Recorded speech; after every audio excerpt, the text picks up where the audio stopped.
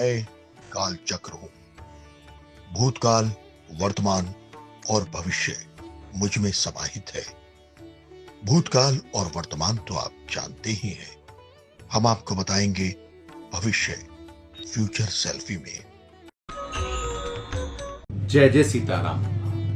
भारतीय संस्कृति में ज्योतिष को वेदों का तीसरा नेत्र कहा जाता है। हमारे विज्ञान ज्ञान के अंदर ज्योतिष का एक विशेष भाव है और उसी के अनुसार जब कोई बालक जन्म लेता है तो उसकी कुंडली बनाई जाती है। ये कुंडली उसके जीवन के लिए एक महत्वपूर्ण पार्ट अदा करता है, क्योंकि नक्षत्र ग्रहों की एक अपनी स्थिति होती है और हर एक नक्षत्र के अंदर उसका विधान क्या होता है, उसका फलित क्या होता है, ये विशेष होता है। तो इसलिए अपने जीवन के अंदर कुंडली की एक विशेषता होती है, क्योंकि एक विज्ञान है, ज्योतिष एक विज्ञान है और सेल्फी फॉर्च्यूनर इस काम को कर रहा है। मैं उसके प्रति शुभकामनाएं भेजता हूँ कि इसी प्रकार से भारतीय संस्कृति के ज्ञान विज्ञान का प्रचार प्रसार करते रहें। पुनः सभी को बहुत बहुत शुभकामनाएं इस कार्य के लिए और एकता जी को भी बहुत बहुत शुभकामनाएं।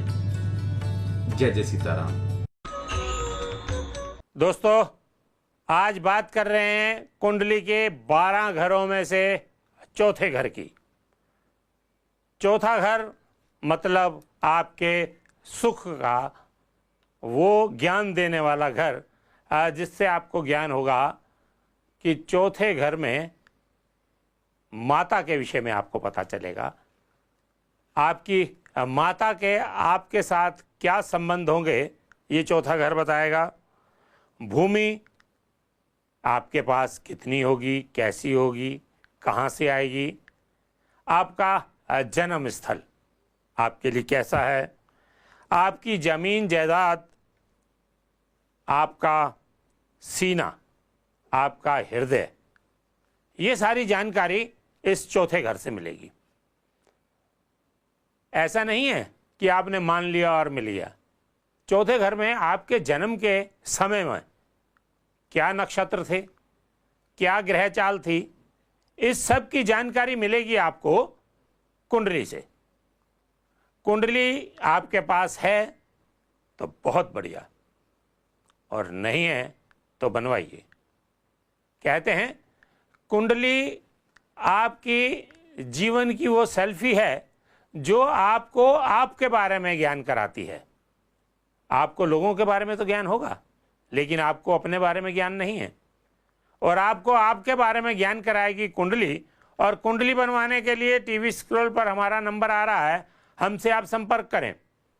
हम आपको कुंडली बनाकर देंगे और इन सारी जानकारियों का, देखिए कुंडली एक सूक्ष्म होती है जो 4 या 6 प्रश्न हो जाती है, एक मध्यम होती है जो 50 पेज की होती है, एक संपूर्ण होती है जो लगभग 100 पेज की होती है। तो भाई 100 पेज में जब कुछ लिखा होगा और आपके बारे में लिखा होगा, आपके ग्रहों के बारे में लिखा होगा, उनकी चाल और दशा के बारे में लिखा होगा, ये लिखा होगा कि कौन सा ग्रह कितने वर्ष तक आपकी कुंडली में रहेगा, तो इस सारे ज्ञान के लिए कुंडली की आवश्यकता है। कुंडली बनवाइए, कुंडली पढ़वाइए और अपने जीवन का यथार्थ समझिए। नमस्कार साथियों, फ्यूचर सेल्फी अर्थात आपके भाग्य के जीपीएस को लेकर एक बार फिर हम आपके सामने हैं। हमारे बहुत से दर्शक हमें फ़ोन कर रहे हैं और जीपीएस की एक नई परिभाषा यानी गॉड पोजीशनिंग सिस्टम से एकदम सहमत हैं। आपका इस बारे में क्या ख्याल है, हमें ज़रूर बताइएगा। और साथ ही अपनी फ्यूचर सेल्फी बनवाने के लिए हमारी टीम से जल्द संपर्क कीजिए। हम आपके लिए यह जो प्रोग्राम लेकर आए हैं, इसका मकसद आपको कुंडली के महत्व के साथ साथ इसकी शक्ति के बारे में भी बताना है। आपका भाग्य विधाता ने लिखा है और उनके लिखे को कोई टाल नहीं सकता, लेकिन यह भी शाश्वत सत्य है कि हमारे वैदिक मंत्रों में ऐसी असीम शक्ति है कि वह मौत का रास्ता रोक सकती है। आपके जीवन की माला में सुख दुख के जो मन के विधाता ने पिरोए हैं, उन्हें समझने के लिए आपको इस विषय के जानकार का मार्गदर्शन मिलना जरूरी है। और इस काम के लिए विश्व प्रसिद्ध ज्योतिषाचार्य पंडित यशपाल जी महाराज हमारे साथ हैं, जो आपको कुंडली के चौथे भाव के बारे में बताएंगे। पंडित जी, हमारे स्टूडियो में आपका बहुत बहुत स्वागत है। हमारे दर्शकों को चौथे भाव के बारे में बताइए। ओम सर्वा बाधा विनिर्मुक्तो धन धान्य सुतान्वितः मनुष्यो मत्प्रसादेन भविष्यति न संशयः। प्रिय दर्शकों, आज हम कुंडली के चौथे भाव के ऊपर विचार करेंगे, क्योंकि जो चौथा भाव है इसको मातृभाव भी कहा गया है। यहाँ के जो मालिक हैं चंद्रमा हैं, और चौथे स्थान के जो कारक ग्रह हैं, एक नहीं 4 कारक ग्रह हैं, जैसे कि चंद्रमा, मंगल, बुध और शनि। 4 ग्रह कारक जिस स्थान के हों तो सोचिए उस स्थान के बारे में कितना कुछ विचार किया जा सकता है। चौथे स्थान से माँ के बारे में विचार किया जाता है, बंधुओं के बारे में विचार किया जा सकता है, यहाँ तक कि केंद्र की जो सर्विस हमें मिलती है, सरकारी नौकरी आदि के बारे में भी चौथे स्थान से विचार किया जाता है। अब आपकी जब कुंडली हमारे सामने होगी तो उस कुंडली से हम चौथा भाव देख करके आपके बारे में बहुत कुछ बता सकते हैं। और अगर चौथे भाव में ग्रह दशा ठीक नहीं है, ग्रहों की स्थिति अच्छी नहीं है, तो फिर हम आपको उपाय बताएंगे, उसका समाधान बताएंगे। निराश होने की आवश्यकता नहीं है।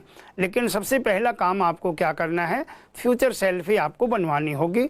जब हम आपकी फ्यूचर सेल्फी देखेंगे तो उसमें चौथे भाव में कौन कौन से ग्रह बैठे हुए हैं, कौन कौन से ग्रह चौथे भाव को देख रहे हैं, और आपके जीवन में क्या होना चाहिए, वो सारी चीज़ें हम फिर कुंडली देख करके बताएंगे। चौथे भाव से बहुत कुछ जाना जा सकता है आपके बारे में। पंडित जी, चौथे भाव को सुख भाव भी कहते हैं, मातृ भाव भी कहते हैं और भ्राता भाव भी कहते हैं। तो क्या इस भाव का मतलब है कि माता की सेवा और बंधु बांधवों के साथ रहकर ही हम सुख प्राप्त कर सकते हैं?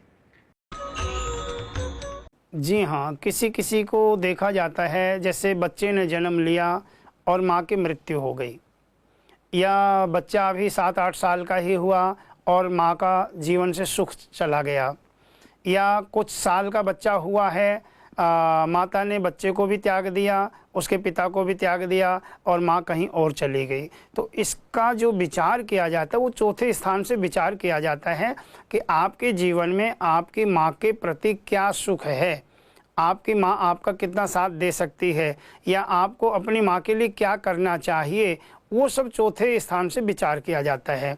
ऐसे ही आपके जो बंधुजन हैं, जो आपके हितैषी हैं, जो आपका लाभ चाहते हैं, कई बार क्या होता है कि हम जो चापलूस लोग होते हैं, मीठी चुपड़ी बातें करते हैं और हम उनके धोखे में आ जाते हैं, अपनों से शत्रुता रखने लग जाते हैं, अपनों को अहमियत देना बंद कर देते हैं और दूसरों को अपने बहुत करीब ले आते हैं। तो इसका कारण होता है कि जो चौथा स्थान है आपका, यहाँ के जो मालिक हैं वो कमज़ोर हैं आपके, वो आपको सही डिसीजन नहीं लेने दे रहे हैं।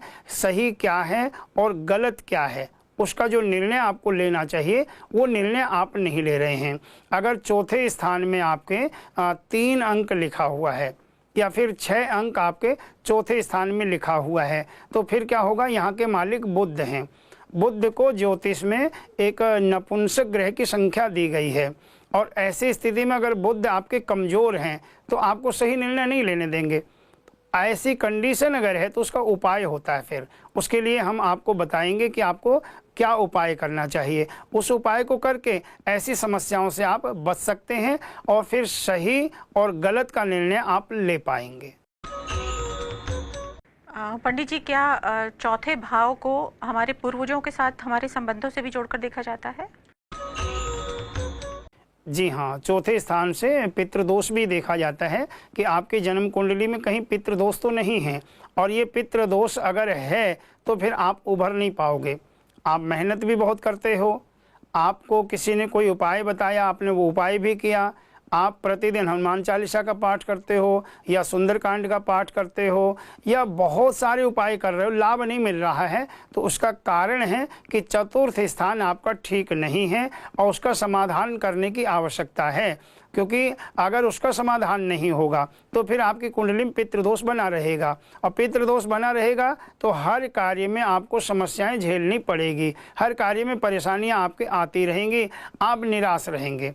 आप घर के बाहर जाएंगे तो ठीक ठाक रहेंगे और घर में घुसते ही आपके मानसिक तनाव शुरू हो जाता है। चौथे स्थान से आपकी भूमि के बारे में भी विचार किया जाता है, ज़मीन संबंधी विचार किया जाता है, आपको किस दिशा में ज़मीन खरीदनी चाहिए वो भी विचार किया जा सकता है। आप जब मकान लोगे उस मकान की दिशा कौन सी होनी चाहिए वो भी चौथे स्थान से विचार किया जाता है।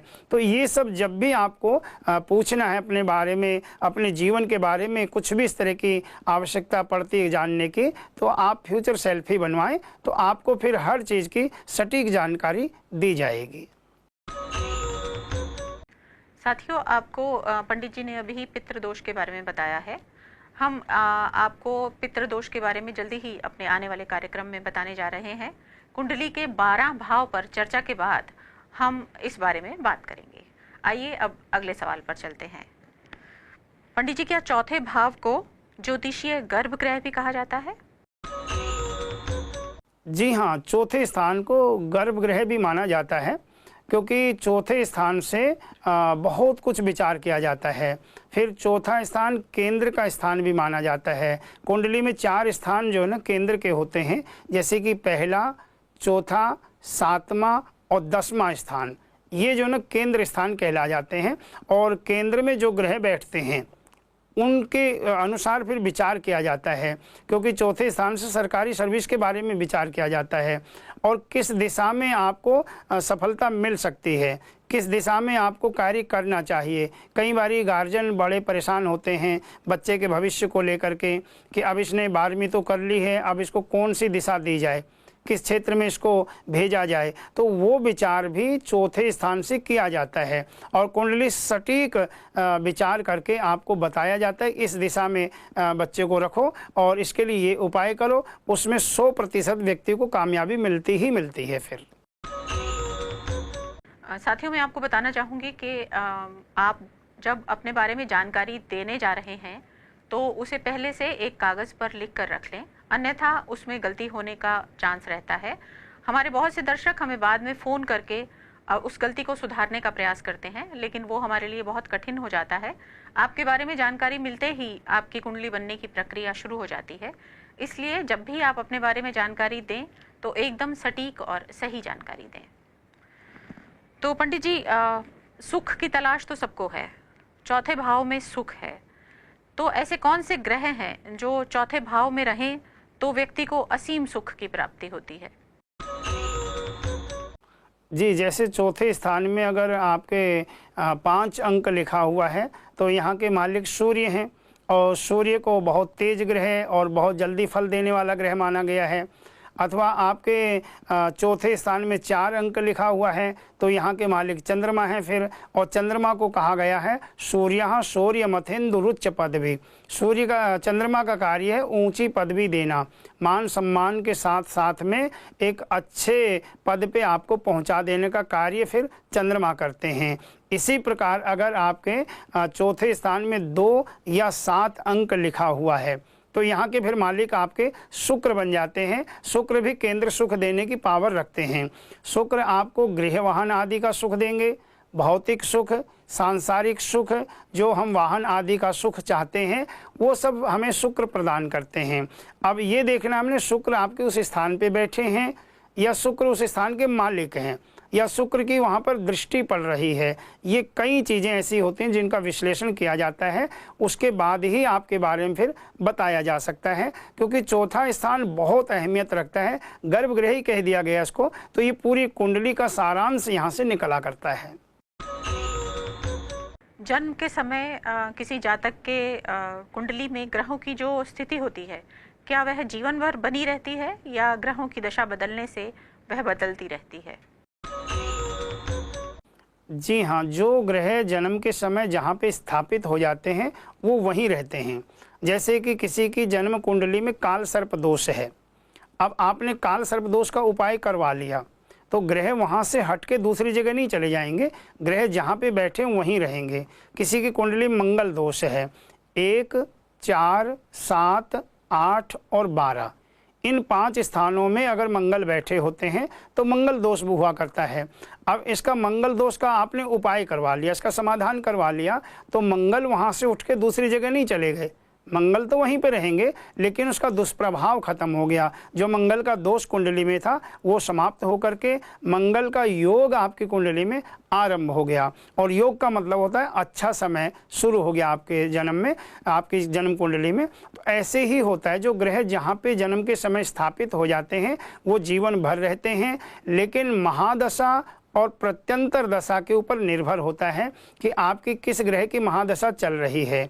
जैसे कि आपकी शनि की महादशा चल रही है और महादशा में ही शनि की 7.5 भी है और ढैया भी है, तो फिर शनि क्या करेंगे, कर्म के देवता हैं, वो आपके कर्मों का फल आपको देंगे। शनि कभी बुरा नहीं करते, एक बात बता दूं आप लोगों को मैं, शनि कर्मों के फल को देने वाले ग्रह बताए गए हैं। आप चाहे जान के करें चाहे अनजाने में करें, चाहे प्रत्यक्ष करें या छुप करके करें, शनि से नहीं छिपा है। जब शनि की 7.5 आएगी, शनि की ढैया आएगी, वो आपको उस कर्मों का फल अवश्य देंगे। हाँ, समय रहते हुए 7.5 का, ढैया का या शनि की महादशा का समाधान कर लिया जाता है तो वो समस्या जो इतनी थी वो थोड़े में ही टल जाती है, फिर कम होकर के टल जाती है। लेकिन वो समस्या का आपको प्रायश्चित तो भोगना पड़ेगा, जो कर रखा है जाने अनजाने में उसको निश्चित भोगना है। शास्त्र कहते हैं अवश्यमेव भोक्तव्यम कृतम कर्म शुभाशुभम, जो भी शुभ या अशुभ कर्म हम करते हैं वो ग्रहों की माध्यम से हमें भोगना पड़ता है। इसीलिए प्रिय दर्शकों, ग्रह अपना असर निश्चित दिखाते हैं। तो देखा आपने साथियों, विधाता ने जो लिख दिया उसे बदला नहीं जा सकता, लेकिन आप फ्यूचर सेल्फी बनवाकर अपनी बहुत सी समस्याओं को हल ज़रूर कर सकते हैं। ज्योतिष के गूढ़ विषय पर चर्चा के बाद अब पंडित जी से हम अपनी रोज़मर्रा की ज़िंदगी से जुड़ी कुछ बात करते हैं। पंडित जी, हम इस बात का जिक्र कर चुके हैं कि घर से निकलते समय दायां पैर बाहर निकाला जाता है, इसे शुभ माना जाता है। ऐसा कोई मंत्र हमारे दर्शकों को बताइए जो किसी काम पर जाते समय, किसी ज़रूरी काम पर जाते समय, नौकरी के इंटरव्यू के लिए, बेटी के लिए लड़का देखने, या कोई ऐसा ज़रूरी काम जो व्यक्ति बहुत महत्वपूर्ण मानता है, तो उसे कोई ऐसा मंत्र बताइए जिसका जाप करते हुए वे घर से निकलें और उनका काम बन जाए। हाँ प्रिय दर्शकों, अगर ऐसा कर लेते हैं आप तो निश्चित रूप से बिगड़ते हुए काम भी बन सकते हैं आपके। जब भी आप घर से निकलते हैं किसी विशेष कार्य के लिए तो आपने अपनी उंगलियों पे 9 बारी राम राम राम राम राम राम राम राम राम 9 बारी आपको अपनी उंगलियों पे इस तरह करके जाप करना है और फिर आप दाहिना कदम बाहर रख करके अपने कार्य पे जाएं, निश्चित रूप से कामयाबी मिलेगी। और भी अगर कोई कठिन कार्य आपका, बहुत बड़ा कार्य अगर है, तो दुर्गा जी के 32 नाम आते हैं। नामावली मीमाम यस्तु दुर्गाया मम मानवः पठेत सर्व भयान मुक्तो भविष्यति न संशयः। माँ भगवती ने खुद कहा है कि व्यक्ति मेरे इन 32 नामों का अगर जाप कर लेता है तो कैसी भी समस्या हो निश्चित रूप से उसकी दूर होगी। तो प्रिय दर्शकों, ये एक अचूक उपाय है आप लोगों के लिए, आपके लिए संजीवनी बन सकता है। तो घर से बाहर निकलते समय 9 बारी राम राम का जाप करना आपने, अथवा आप दुर्गा जी के 32 नामों का पाठ करके घर से निकलें, कामयाबी मिलेगी, निश्चित रूप से आपको सफलता प्राप्त होगी। पंडित जी, जैसा कि आपने बताया कि चौथा भाव जो कुंडली का है वो केंद्र में है, इसका अर्थ है कि व्यक्ति को सरकारी नौकरी मिलने के बहुत अवसर रहते हैं। तो ऐसे कौन से ग्रह हैं जो हमारे चौथे भाव में हो तो व्यक्ति को सरकारी नौकरी मिल सकती है? प्रिय दर्शकों, जब तक आपकी समस्या का पता नहीं चलेगा समाधान नहीं बताया जा सकता। समाधान तभी बताया जाएगा जब हमें ये पता चलेगा कि ये बीमारी है। और ये कब पता चलेगा? जब आप फ्यूचर सेल्फी बनवा लेते हैं तो उसमें स्पष्ट हो जाएगा चौथे ग्रह में ऐसा कौन सा, चौथे स्थान में ऐसा कौन सा ग्रह है जो आपको सरकारी सर्विस नहीं मिलने दे रहा है, या महादशा चल रही है तो उसका आपको क्या उपाय करना चाहिए, वो हम चौथे स्थान से विचार करेंगे।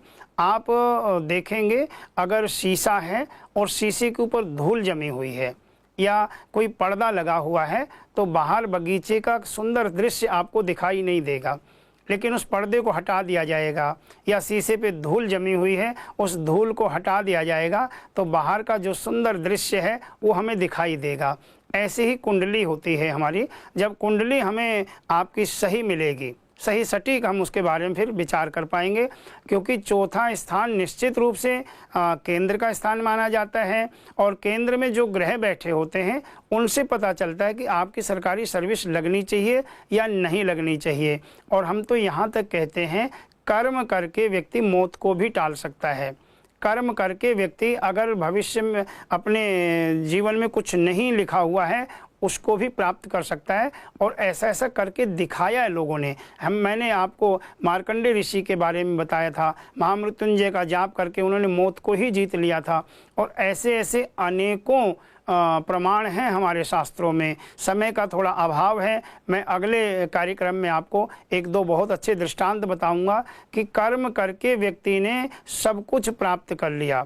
जब देखा कि कुछ भी भविष्य में नहीं है, कुछ भी जीवन में नहीं है, लेकिन जिद नहीं छोड़ी, व्यक्ति ने कर्म किया और कर्म करके उस चीज़ को प्राप्त किया है। तो ज्योतिष हमारी मार्गदर्शक है। ज्योतिष मैं फिर बता दूं, ज्योतिष में चैलेंज नहीं है, चैलेंज के साथ कुछ नहीं कहा जा सकता, लेकिन ज्योतिष मार्गदर्शक है। ज्योतिष हमें बता सकती है हमें अब ये करना चाहिए, और वो हम कर लेंगे तो निश्चित रूप से उसमें कामयाबी मिलेगी। तो प्रिय दर्शकों, आपके हित के लिए फ्यूचर सेल्फी का होना बहुत ज़रूरी है। इस चीज़ पे आप तत्काल विचार करें। साथियों, पंडित जी ने ज्योतिष के गूढ़ विषय तो आपको समझा ही दिए, लेकिन उसके साथ साथ रोजमर्रा की जिंदगी में काम आने वाली बातें भी हम आगे भी इनसे पूछते रहेंगे। आज के कार्यक्रम का समापन हम यहीं करने जा रहे हैं। अगले कार्यक्रम में हम कुंडली के 5वें भाव पर चर्चा करेंगे। पंडित जी, आपका बहुत बहुत धन्यवाद। 17 अगस्त 2025 भाद्रपद मास कृष्ण पक्ष नवमी तिथि दिन रविवार का विशेष राशिफल। मेष राशि वालों के लिए साहित्य संगीत में रुचि बढ़ने के योग बन रहे हैं। मन खुश रहेगा। आज के दिन दही बल्ले का आप दान करें। वृष राशि वालों के लिए बैंक बैलेंस बढ़ने की संभावनाएं हैं। सामाजिक कार्यों में आप व्यस्त रहेंगे। ओम ह्रीं श्रीं महालक्ष्मी नमः इस मंत्र का जाप करें। मिथुन राशि वालों के लिए मित्रों से आर्थिक मदद मिलेगी। घर परिवार में मंगल उत्सव होगा। साबुत उड़द का दान करना आपकी सेहत के लिए अच्छा होगा। कर्क राशि, मामूली विवाद को तूल न दें, हानि हो सकती है, और शिव चालीसा का पाठ आपको करने की आवश्यकता है। सिंह राशि, कानूनी विवाद सुलझेगा। मेहनत के चलते सितारा बुलंद होगा। पीले वस्त्र का दान करें। कन्या राशि, कार्य आरंभ करें, सफलता का योग बन रहा है। आज शाम बालाजी महाराज को सिंदूर चढ़ा करके प्रसाद बांटें। तुला राशि, घर गृहस्थी में खुशी होगी। पुरानी निराशा आशा में बदल जाएगी। ओम नमो भगवते वासुदेवाय इस मंत्र का जाप अवश्य करें। वृश्चिक राशि, अधिक कार्य व्यस्तता रहेगी। अच्छे लाभ की आशा है। शिव चालीसा का पाठ आपको करना चाहिए। धनु राशि, कोई नया काम सोच रहे हो तो आज का दिन उत्तम है। हनुमान चालीसा का पाठ जरूर करें। मकर राशि, जमीन जायदाद, वाहन, पशु पक्षी का लेन देन लाभप्रद रहेगा। गायत्री मंत्र का आज जाप करना चाहिए। कुंभ राशि वालों, मित्र सहयोग से अधूरा काम पूरा होगा। मन में प्रसन्नता रहेगी। 340 ग्राम साबुत मूंग का दान करना चाहिए। मीन राशि, नए व्यक्ति से लाभ उठाने में आप सफल होंगे। माँ की पूजा जरूर करें और दुर्गा चालीसा का पाठ आपको करना चाहिए। जय श्री राम।